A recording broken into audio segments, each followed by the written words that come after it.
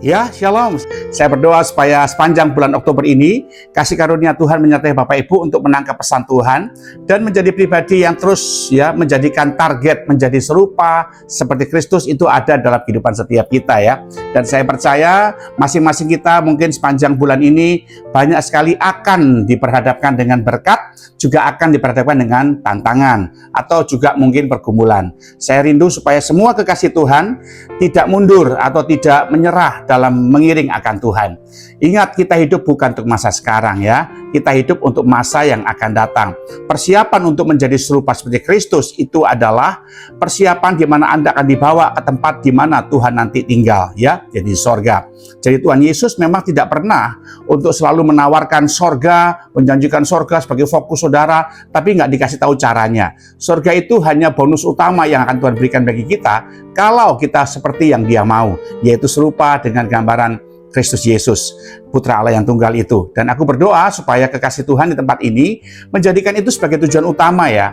Jadi rela untuk menyangkal diri, sungguh-sungguh mengikut Yesus, pikul salib setiap hari, agar kita semua menjadi pribadi yang mengejar target Allah dalam diri setiap saudara dan saya, yaitu serupa seperti Kristus. Jadi jangan inginkan yang lain. Kalau kita mulai menginginkan yang lain, maka percayalah, kita juga akan menjadi pribadi yang nantinya akan serupa dengan dunia ini, bukan serupa dengan Kristus. Dan saya rindu bagaimana hidup yang dipersembahkan kepada Tuhan sebagai sebuah kehidupan yang betul-betul menjadi tujuan utama kita, yaitu hidup yang dipersembahkan kepada Tuhan.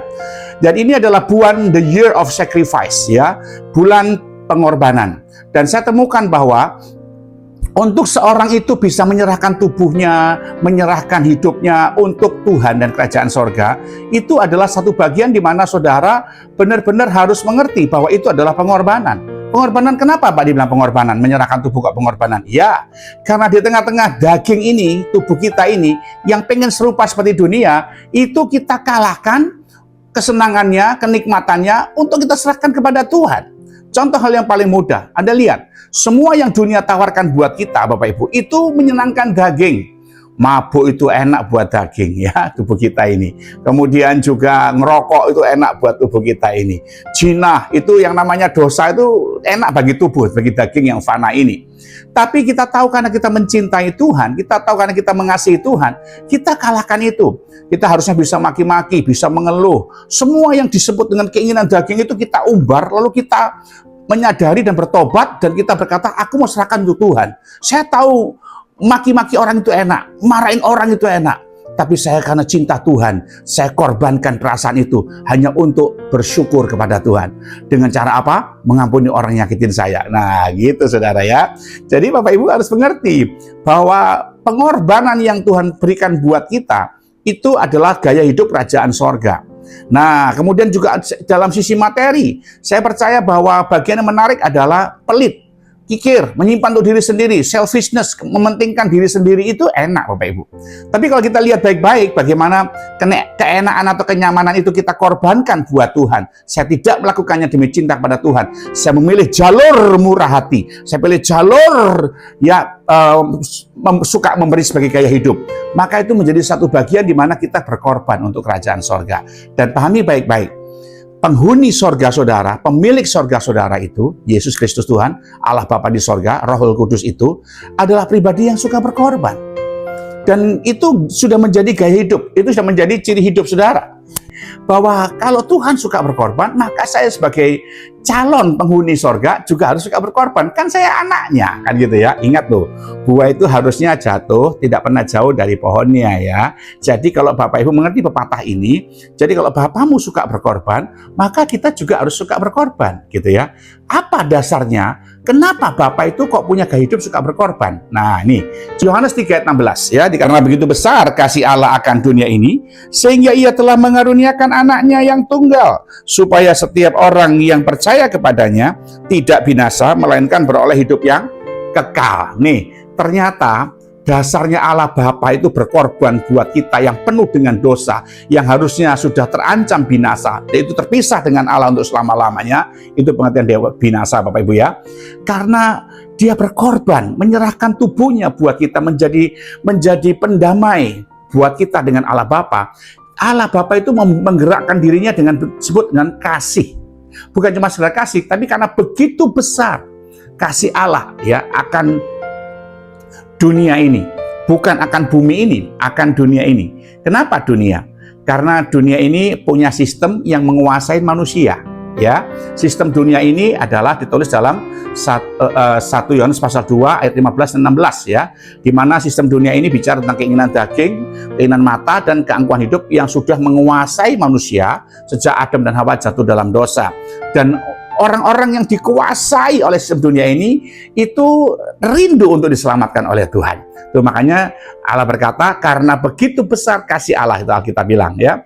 Begitu besarnya kasih Allah akan dunia ini, yaitu pada orang-orang yang dikuasai sistem dunia ini. Kalau kita jadi warga kerajaan sorga, nggak boleh dikuasai oleh sistem dunia, tapi harus dikuasai dengan sistem kerajaan sorga. Dan itu mutlak, dan itu harus. Karena saudara dan saya harus memahami bahwa sistem kerajaan sorga adalah satu bagian di mana Tuhan pengen dia bertahta. Dia mau supaya dia bisa berdaulat dalam diri saudara dan saya. Bagaimana Kristus itu bertahta di hati kita. Bagaimana Kristus memberikan kehidupannya yang sungguh-sungguh bertahta di hati saudara. Sehingga saudara menjadi satu pribadi yang mengerti kehidupannya dipersembahkan kepada Tuhan. Supaya kita menghargai gaya hidup Allah Bapa di sorga ini. Yaitu apa? Pribadi yang suka berkorban. The month of sacrifice.